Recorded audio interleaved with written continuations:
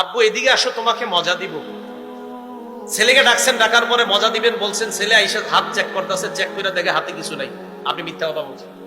দলিল আবু দাউদ শরীফের 4991 নাম্বার হাদিস।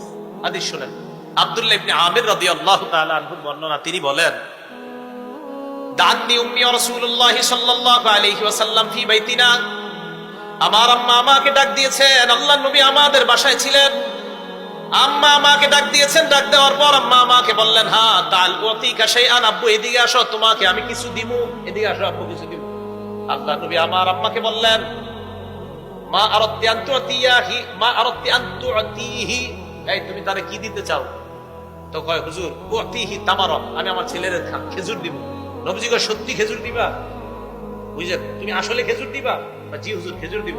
আল্লাহর নবী বললেন, শোনো, আমা আন্নাকি লাউ, দেখেন, আমা আন্নাকি, যদি তুমি মা আতাইতি শাইআ, তোমার ছেলেকে ডাক দেওয়ার পর যদি তুমি কিছু না দিতা, কুতিবাত ইনদাল্লাহি কাযিবা, তোমার নামে আল্লাহর কাছে একটা মিথ্যা কথা লেখা হয়ে যাইত। আব্বু এদিকে আসো, মজা দিব। তুমি যদি তোমার ছেলেরে ডাক দেওয়ার পর খেজুর না দিতা, এই যে হাতের মধ্যে কিছু একটা আছে, নবীজি বলে, আমা আন্নাকি লাউ লাম তুতিহি শাইআ, তোমার ছেলেকে ডাক দেওয়ার পর যদি তুমি কিছু না দিতা, তাহলে তোমার নামে আল্লাহর দরবারে একটা মিথ্যা কথা লেখা হয়ে। এখন সত্যি করে বলেন তো, আমাদের সমাজে অনেক ভালো মানুষরা আমরা বাচ্চাদেরকে এইভাবে ধোকাটা আমাদের দ্বারা হয়ে যায়। এটা কিন্তু করবেন না। এখন আপনারা বাচ্চারা মুরগি আর কবুতর রয়ে ধোকাটা দেন।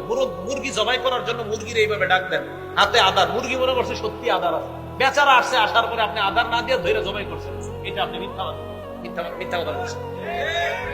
ঠিক, হ্যাঁ। আজকে আপনারা মানে সবাই টেনশনে, কি এডি আপনি কি কইতেছেন আন্তাজি ভাই? আমি তো হাদিস শুনাইতেছি।